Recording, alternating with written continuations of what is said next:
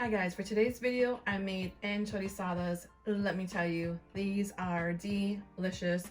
You'll want to serve them for your next breakfast. You do not want to miss this video, so keep watching so I can show you how to make these delicious enchorizadas. Okay, so first thing, you want to get a pot of water. You want to make sure the tomatoes and everything are fully covered. I have 6 Roma tomatoes. And since I'm going to remove the skin after they're boiled, I went ahead and I made an X, and it just helps to remove the skin a lot easier by doing that technique. I have 1 serrano chile. I have 1/4 of an onion and 1 garlic clove. So I'm just going to wait for this to come to a boil.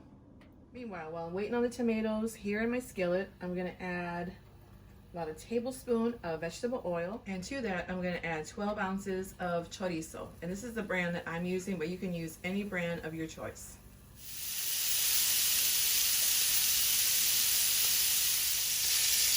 Now I'm just going to break this up. My heat is on medium, and I'm going to let the chorizo cook for 15 minutes. Now that this has come to a boil, I'm going to turn the heat on low, and I'm just going to let it sit in there for about 10 minutes.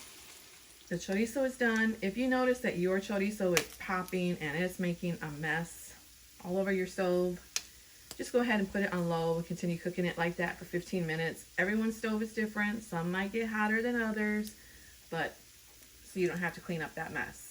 This is done. I went ahead and removed the skin, so now I'm going to get all this to the blender.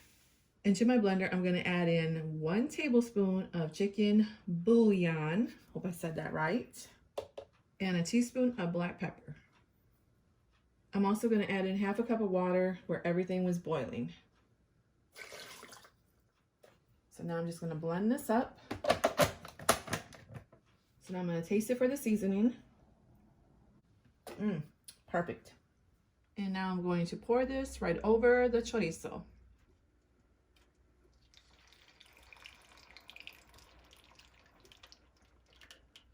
Now that everything is mixed in there, at this point, you can go ahead and turn your stove off. And I'm going to get started on the next step.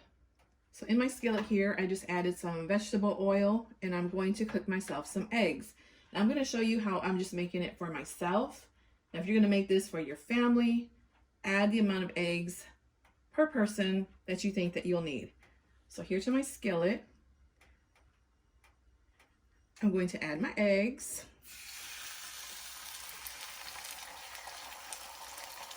Add some salt, some freshly ground black pepper,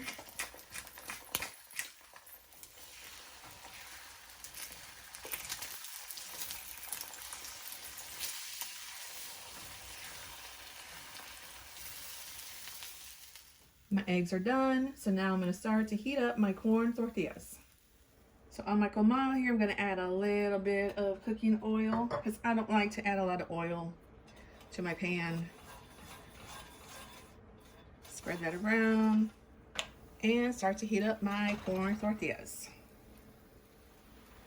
And I'm just heating it up for about 1 minute per side, just till they become nice and soft. You don't want them to get hard and toasty, just nice and soft and pliable.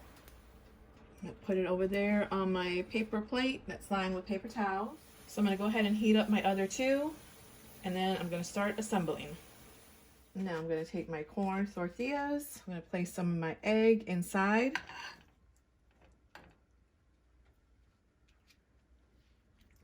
Roll it up. And I'll continue with the other 2. And it should look something like this. But there's still one more step. I'm going to take some of this delicious salsa with the chorizo and pour it right on top.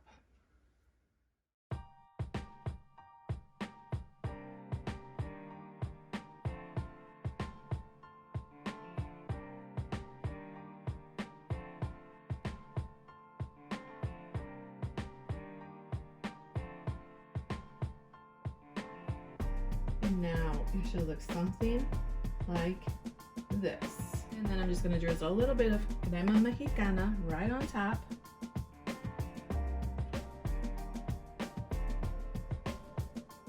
And then I'm going to sprinkle some queso fresco.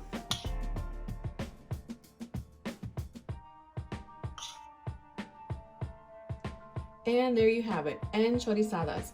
I guarantee you will love this for breakfast. Why? Because if you're cooking with Trish, you know it's delish. And that's the video for today, guys. Thanks for watching. Subscribe if you're not subscribed, and I will see you in my next video. Bye, guys.